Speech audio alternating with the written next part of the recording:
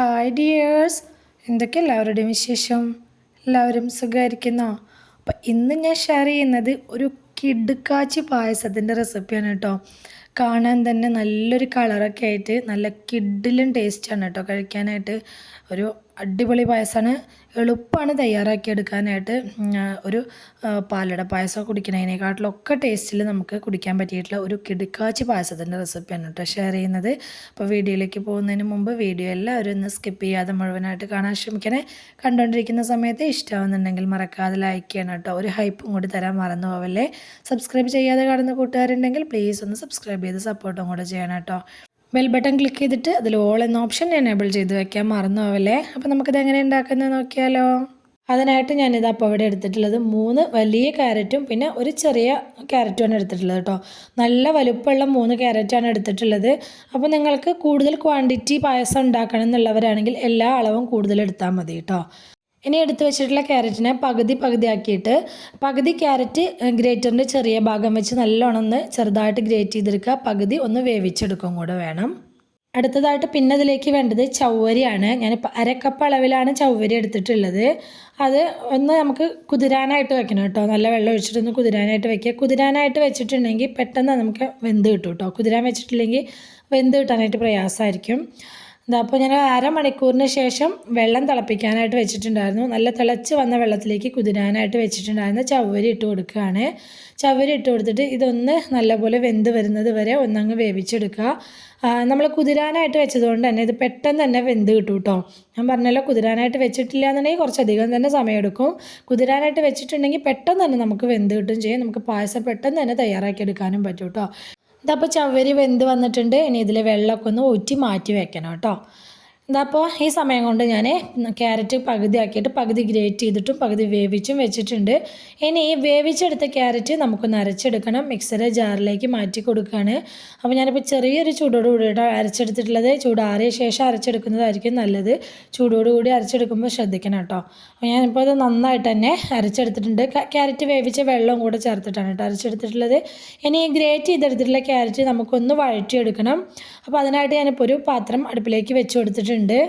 അതിലേക്ക് ഞാൻ 1 table spoon നെയ്യാണ് ചേർത്ത് കൊടുത്തിട്ടുള്ളത്. നെയ്യ് ഒന്നങ്ങ് ചൂടായി വന്ന സമയത്ത് ഇതിലേക്ക് ഞാൻ അണ്ടിപ്പരിപ്പും മുന്തിരിയും ചേർത്ത് കൊടുക്കുന്നുണ്ട്. അപ്പോൾ ക്യാരറ്റ് വഴറ്റിയെടുക്കുന്നതിന് മുമ്പ് ഞാൻ ആദ്യം തന്നെ ആ നെയ്യിൽ അണ്ടിപ്പരിപ്പും മുന്തിരി അങ്ങ് വഴറ്റിയെടുക്കുകയാണ് കേട്ടോ. അണ്ടിപ്പരിപ്പും മുന്തിരിയൊക്കെ നമ്മുടെ ഒരു ഇഷ്ടത്തിനനുസരിച്ച് അളവ് ചേർത്ത് കൊടുക്കുക കേട്ടോ. ചിലർക്ക് പായസത്തിൽ മുന്തിരി ചേർക്കുന്നത് ഇഷ്ടം ഉണ്ടാവില്ല. അങ്ങനെയുള്ളവർ കശുവണ്ടി കുറച്ച് കൂടുതൽ ചേർത്ത് കൊടുത്താൽ മതിയേ. ഞാനിപ്പോൾ രണ്ടും കൂടെ ഒരുമിച്ചിട്ടാണ് കേട്ടോ ചെയ്തെടുക്കുന്നത്. അങ്ങനെ ചെയ്യുമ്പോൾ ഫ്ലെയിം നല്ലപോലെ കുറച്ച് വെച്ചിട്ട് വേണം ചെയ്തെടുക്കാനായിട്ട്. ഇല്ലാന്നുണ്ടെങ്കിൽ പെട്ടെന്ന് തന്നെ മുന്തിരി അങ്ങ് കരിഞ്ഞു പോവുകയും ചെയ്യും, അണ്ടിപ്പരിപ്പ് ആയി കിട്ടുമല്ലോ കേട്ടോ. അപ്പോൾ ഫ്ലെയിം ഒന്ന് കുറച്ച് വെച്ചിട്ട് ഞാനിപ്പോൾ ഇതാ രണ്ടും ഒന്ന് ആക്കി എടുത്തിട്ടുണ്ട്. ഇങ്ങനെ ചെയ്യുമ്പോൾ അണ്ടിപ്പരിപ്പിന് ഒരുപാട് കളർ ചേഞ്ചായി കിട്ടില്ല കേട്ടോ. അപ്പോൾ നിങ്ങൾക്ക് സെപ്പറേറ്റ് ആയിട്ട് അങ്ങനെ വറുത്ത് കോരണം എന്നുള്ളവർക്കാണെങ്കിൽ അങ്ങനെ ചെയ്യാം. ഞാനിപ്പോൾ ഈ ഒരു രീതിയിലാണ് വറുത്ത് കോരിയിട്ടുള്ളത്. ഇനി അതേ നെയ്യിലേക്ക് തന്നെയാണ് ഞാനിപ്പോൾ ഗ്രേറ്റ് ചെയ്തെടുത്തിട്ടുള്ള ക്യാരറ്റ് ഇട്ട് കൊടുക്കുന്നത്. ഇനി ഈ ക്യാരറ്റ് നന്നായിട്ടൊന്ന് വെന്ത് വരട്ടെ. വെന്ത് വരുന്നത് വരെ ഒന്ന് വഴറ്റി കൊടുക്കുക. ഒരു 3/4 ഭാഗം വെന്ത് വന്നിട്ടുണ്ടെങ്കിൽ ഈ ക്യാരറ്റിലേക്ക് 1 ടേബിൾ സ്പൂൺ പഞ്ചസാര ചേർത്ത് കൊടുക്കുക. ക്യാരറ്റിന് ഓൾറെഡി ചെറിയൊരു മധുരം ഉണ്ട്, എന്നാൽ പോലും ആ പഞ്ചസാരയുടെ ഒരു മധുരം ആ ക്യാരറ്റിൽ പിടിക്കുമ്പോൾ പായസം കഴിക്കാനായിട്ട് നല്ലൊരു ടേസ്റ്റാണ് കേട്ടോ. ഇതപ്പോൾ നമ്മുടെ ക്യാരറ്റൊക്കെ വെന്തിട്ടുണ്ട്. നമുക്കിത് ഈ പാനിൽ നിന്ന് മാറ്റി കൊടുക്കാം കേട്ടോ. പെട്ടെന്ന് തന്നെ ആയി കിട്ടും. നല്ല ചെറുതാക്കി ഗ്രേറ്റ് ചെയ്തെടുത്താൽ പെട്ടെന്ന് തന്നെ ആയി കിട്ടും കേട്ടോ. അതേ പാനിലേക്ക് തന്നെ വീണ്ടും 1 ടേബിൾ സ്പൂൺ നെയ്യ് ഒഴിച്ച് കൊടുത്തിട്ടുണ്ട്. ഇനി നമ്മൾ അരച്ചെടുത്തുകൊണ്ട് വന്നിട്ടുള്ള നമ്മുടെ ക്യാരറ്റ് ഇതിലേക്ക് അങ്ങ് ഒഴിച്ചു കൊടുക്കുകയാണ്.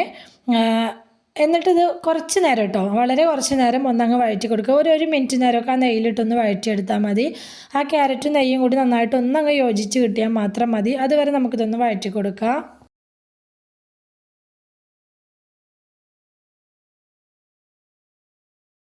ഒരു മിനിറ്റ് നേരം ഒന്ന് വഴറ്റി കൊടുത്ത ശേഷം പിന്നെ ഞാനിതിലേക്ക് ചേർത്ത് കൊടുക്കുന്നത് പാലാണ്. തേങ്ങാപ്പാലല്ല, പശുവിൻ പാൽ തന്നെയാണ് ചേർത്ത് കൊടുത്തിട്ടുള്ളത്. 250 ml കപ്പിൽ ഒരു 3.5 കപ്പ് പാലാണ് ഞാൻ ഇതിലേക്ക് ചേർത്ത് കൊടുത്തിട്ടുള്ളത്.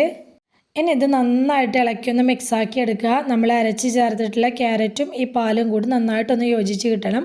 ആ രീതിയിൽ നമുക്ക് നന്നായിട്ടൊന്ന് ഇളക്കി മിക്സാക്കി എടുക്കുക. നന്നായിട്ടൊന്ന് യോജിച്ച് കിട്ടിക്കഴിഞ്ഞിട്ടുണ്ടെങ്കിൽ നമ്മൾ വേവിച്ച് ഊറ്റി മാറ്റി വെച്ചിട്ടുള്ള നമ്മുടെ ചവ്വരി ഉണ്ടല്ലോ, അത് ഇതിലേക്ക് അങ്ങ് ചേർത്ത് കൊടുക്കുക. ചവ്വരി ചേർത്ത് കൊടുത്തു കഴിഞ്ഞാൽ വീണ്ടും നന്നായിട്ടൊന്ന് മിക്സാക്കി കൊടുക്കുക. അപ്പോൾ ഇതിലേക്ക് പാലിൻ്റെ ഒരു അളവ് എന്ന് പറയുന്നത് നിങ്ങൾ എടുത്തിട്ടുള്ള ക്യാരറ്റിൻ്റെ ഒക്കെ വലുപ്പത്തിനനുസരിച്ച് അതുപോലെ എടുത്തിട്ടുള്ള ചവ്വരിക്കൊക്കെ അനുസരിച്ച് ഇതിൽ പാലിൻ്റെ അളവിൽ ചെറിയ വ്യത്യാസമൊക്കെ വരും കേട്ടോ. ചിലപ്പോൾ കുറച്ച് കൂടുതൽ പാല് ചേർത്ത് കൊടുക്കേണ്ടി വരും. അങ്ങനെയുള്ള സമയത്ത് പാലൊന്ന് ചൂടാക്കിയിട്ട് പായസത്തിലേക്ക് അങ്ങ് ചേർത്ത് കൊടുത്താൽ മതി കേട്ടോ. പിന്നെ നമ്മൾ ചവ്വരി ചേർത്തൊന്ന് ഇളക്കി കൊടുക്കൽ കഴിഞ്ഞിട്ടുണ്ടെങ്കിൽ വഴറ്റി മാറ്റി വെച്ചിട്ടുള്ള ക്യാരറ്റും കൂടി ഇതിലേക്ക് ചേർത്ത് കൊടുത്തിട്ട് നന്നായിട്ടൊന്ന് ഇളക്കി മിക്സാക്കി എടുക്കുക. ഒരു 3-4 മിനിറ്റ് കൂടി ഇതൊന്ന് തിളയ്ക്കാനായിട്ട് വിടണം കേട്ടോ. ഇടയിൽ നമ്മൾ ഇതുപോലെ ഒന്ന് ഇളക്കി കൊടുക്കണം. കൈ എടുക്കാതെ ഇളക്കി കൊടുത്ത് നിൽക്കുകയൊന്നും വേണ്ട. ജസ്റ്റ് ഇടയിലൊന്ന് വന്ന് ഇളക്കി ജസ്റ്റ് ഒന്ന് ഇളക്കിയിട്ട് കൊടുത്താൽ മതി. ഫ്ലെയിം ഒന്ന് മീഡിയത്തിലാക്കി വെച്ച് കൊടുത്താൽ മതി കേട്ടോ. ഇനി ഇതിലേക്ക് നല്ലൊരു ടേസ്റ്റും മണമൊക്കെ കിട്ടാനായിട്ട് ഏലക്കായ ചേർത്ത് കൊടുക്കുകയാണ്. ഏലക്കായ പൊടി ഉള്ളവർ ആ രീതിയിൽ പൊടിച്ചിട്ടുള്ള പൊടി ചേർത്ത് കൊടുത്താൽ മതി. ഞാനിപ്പോൾ 3 ഏലക്കായ ചതച്ചാണ് ചേർത്ത് കൊടുത്തിട്ടുള്ളത്. എൻ്റെ കയ്യിൽ ഏലക്കായപ്പൊടി ഇല്ലാത്തത് കൊണ്ടാണ് കേട്ടോ ഞാനിപ്പോൾ ചതച്ച് ചേർത്തിട്ടുള്ളത്. ഇനി അത് കൂടി ചേർത്ത് കൊടുത്ത് നന്നായിട്ടൊന്ന് തിളച്ച് വരട്ടെ. ആ സമയത്ത് ഇതിലേക്ക് 1 ടേബിൾ സ്പൂൺ പാൽപ്പൊടി ചേർത്ത് കൊടുക്കുന്നുണ്ട് കേട്ടോ. പാൽ ഒഴിച്ചിട്ടുള്ള പായസങ്ങൾ തയ്യാറാക്കിയെടുക്കുന്ന സമയത്ത് ഇതുപോലെ 1 ടേബിൾ സ്പൂൺ പാൽപ്പൊടി ചേർത്ത് കൊടുക്കുകയാണെങ്കിൽ നമ്മൾ പായസത്തിൻ്റെ ക്വാണ്ടിറ്റിക്ക് അനുസരിച്ച് ചേർത്ത് കൊടുക്കുക കേട്ടോ. 1 ടേബിൾ സ്പൂണാണ് ഞാൻ ഇപ്പോൾ ചേർത്തിട്ടുള്ളത്. പാൽപ്പൊടിയും കൂടി ചേർത്ത് കൊടുത്തിട്ടുണ്ട്. ആ രീതിയിൽ പാൽപ്പൊടിയൊക്കെ ചേർത്ത് കൊടുത്തുണ്ടാക്കുമ്പോൾ പായസത്തിന് നല്ലൊരു ക്രീമി ടെക്സ്ചറും അതുപോലെ തന്നെ നല്ല ടേസ്റ്റും ഉണ്ടായിരിക്കും. ഈ സമയത്താണ് ഞാൻ ഇതിലേക്കുള്ള മധുരത്തിനായിട്ടുള്ള പഞ്ചസാര ചേർത്ത് കൊടുക്കുന്നത്. 1 കപ്പ് പഞ്ചസാര ഞാൻ എടുത്ത് വെച്ചിട്ടുണ്ടായിരുന്നു. അത് മുഴുവനായിട്ട് ഞാൻ ചേർത്ത് കൊടുത്തിട്ടില്ല. അപ്പോൾ മധുരം ചേർക്കുന്നത് നിങ്ങളുടെ ഒരു ഇഷ്ടത്തിനനുസരിച്ച് ചേർക്കുക കേട്ടോ. അപ്പോൾ ഞാൻ കുറച്ച് മിൽക്ക് മെയ്ഡും കൂടെ ചേർത്ത് കൊടുത്തിട്ടുണ്ട്. മിൽക്ക് മെയ്ഡും കൂടി ചേർക്കുമ്പോൾ ഒരു പ്രത്യേക ടേസ്റ്റ് തന്നെയാണ് പായസത്തിന്. മിൽക്ക് മെയ്ഡ് കയ്യിലില്ലാത്തവർ മധുരത്തിനായിട്ട് പഞ്ചസാര മാത്രം വേണമെങ്കിൽ ഉപയോഗിക്കാം കേട്ടോ. പക്ഷേ മിൽക്ക് മെയ്ഡും കൂടെ വരുമ്പോൾ ഒരു അടിപൊളി ടേസ്റ്റ് തന്നെയാണ്. എല്ലാം കൂടെ വീണ്ടും നന്നായിട്ടൊന്ന് മിക്സാക്കി കൊടുത്തിട്ട് ഒരു 2 മിനിറ്റും കൂടി ഒന്ന് തിളപ്പിച്ചെടുത്താൽ മതി. നമ്മുടെ പായസം അവിടെ റെഡി ആയിട്ടുണ്ട് കേട്ടോ. ഫ്ലെയിം ഓഫാക്കി കൊടുക്കുന്ന സമയത്ത് നമ്മുടെ പായസം ചെറിയൊരു ലൂസ് ഉണ്ടായിരിക്കണം കേട്ടോ.